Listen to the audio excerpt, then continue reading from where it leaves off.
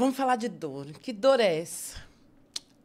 Eu sou uma pessoa que aprendi desde criança a controlar a dor. A minha mãe, ela nos ensinou a controlar a dor. Mesmo ela não sabendo que ela estava fazendo isso, eu acredito que ela não sabia. Eu estou construindo filhos, mas ela queria que os filhos dela não desistissem.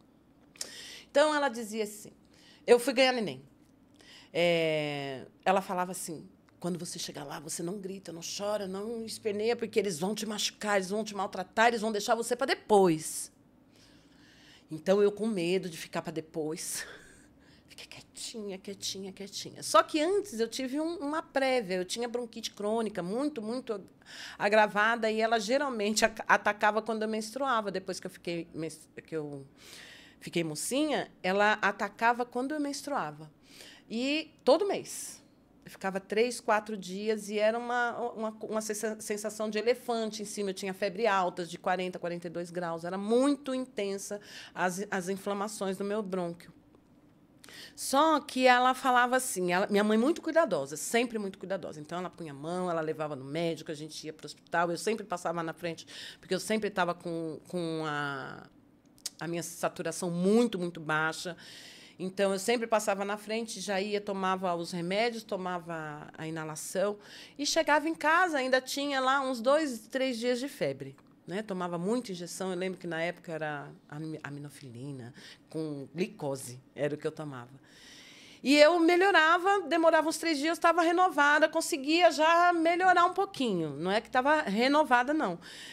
Minha mãe punha a mão assim, levanta, vamos, já dá para trabalhar. Ou seja, limpar a casa, lavar a louça, fazer as minhas tarefinhas que eu tinha que fazer. E isso foi.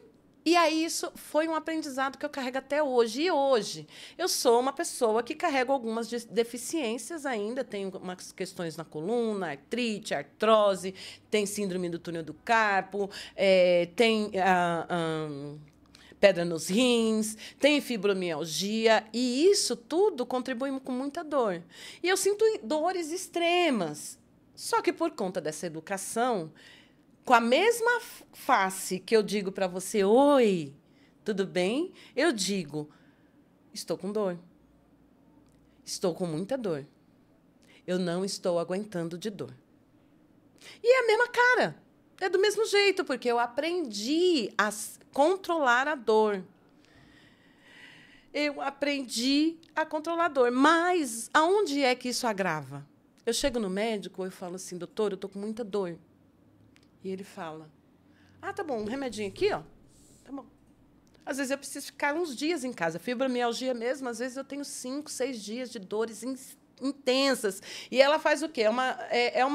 É uma disfunção nas minhas ligações neurológicas, nos meus neurônios, que faz com que eu sinta dores que, muitas vezes, ela nem existe. Não existe uma doença no meu braço, no meu peito, na minha pele. Ela me faz ficar sensível. Às vezes, a roupa, no começo, antes de eu descobrir, a roupa de tocar no meu corpo doía. E aí eu mexia assim, o tecido doía minha pele. E o que faz quando eu estou em crise de fibromialgia?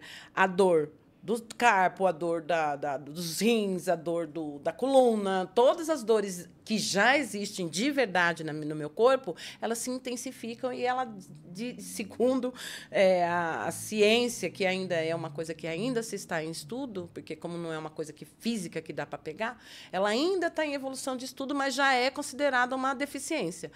E ela aumenta aquilo que, para mim, hoje, já é um grau alto, que, no caso da minha artrite, da artrose, que é um nível alto de dor, já tem um grau 10, ela sobe e potencializa isso em 5 vezes. Então, eu fico de um jeito que é mal-humorada, eu não consigo andar, eu não consigo falar, dá ânsia de vômito. E eu falo do mesmo jeito, gente, estou... E eu não paro. Eu não paro de andar, eu não paro de ir, eu não paro, não deixo. Eu acho que por isso eu estou em pé. Porque eu não deixo, eu não paro por causa da dor. Ontem eu estava no hospital e hoje eu estou aqui. Eu falei, eu vou do mesmo jeito. Eu estava com a Débora falando, eu falei, eu vou, independente de dor ou de não dor. Eu vou. Porque eu acredito que a mente da gente pode melhorar o nosso corpo. Do mesmo jeito que a mente, e esse processo de saúde mental, se ela estiver enfraquecida, ela enfraquece meu corpo. Eu acredito que, se eu trouxer vida, ela pode me ajudar a melhorar as sensações de hoje. Hoje eu tenho uma vida muito melhor. Há um ano atrás eu estava bem velhinha. Hoje eu estou, assim, pelo menos uns 20 anos mais nova. E é isso, eu não paro. Então, é difícil para algumas pessoas entender que eu estou sentindo muita dor. Eu já tive processos das pessoas falarem assim, estou sentindo... Eu falo assim, olha, eu estou com muita dor. A pessoa, mas eu também estou com dor. Olha a agressividade disso. A pessoa pega, e isso é um nível de egoísmo. Ela pega assim, você fala, olha, eu estou precisando de dor, eu estou com muita dor. Ou então eu falo, eu não estou conseguindo fazer isso porque eu estou com muita dor. E a pessoa fala assim, mas aonde eu estava sentindo isso, isso, isso, e eu fiz. E ela não entende, ela não entende, ela não para entender. E muitas vezes isso acontece na nossa vida, acontece na nossa empresa, isso acontece dentro dos lugares. E, às vezes, um funcionário seu vai falar assim para você, eu estou com dor, eu estou com muita dor. E, às vezes, ele aprendeu também com a mãe dele a controlar a dor, a controlar quantas pessoas que estão sorrindo, e lá dentro estão morrendo, deprimidas. Mas elas não conseguem parar de sorrir, elas estão ali, vivendo a vida dela loucamente, adoidado. O Whindersson Nunes, eu sou fãzaça dele, ele, né, faz a gente rir o tempo inteiro, ele chorando faz a gente rir. Teve um problema sério com depressão.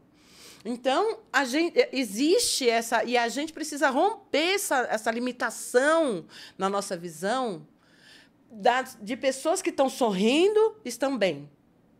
Ou pessoas que estão dizendo e não estão chorando, gritando, batendo numa parede, estão dizendo que estão com dor, mas estão ali continuando um trabalho, e a gente precisa compreender que eu posso fazer para essa pessoa tão importante, porque é uma pessoa importante, ela está entregando o máximo dela, com dor mesmo. Quando, às vezes, você tem uma pessoa que, às vezes, mente uma dor, que isso acontece, mente uma dor, ai, meu Deus, como eu sofro, ai, está doendo, está doendo, está doendo. E aí...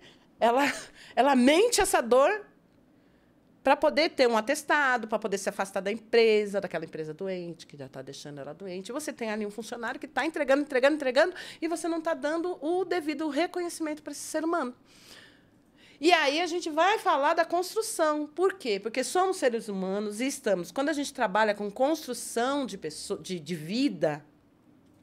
A gente vai entender que todos estamos construindo todo o tempo. Nós vamos finalizar esse ciclo, e se finalizar o ciclo é a morte, a gente vai finalizar o ciclo da vida aprendendo. A gente vai terminar a vida aprendendo. E é sobre isso a vida. Beijo, tchau. Fica com Deus.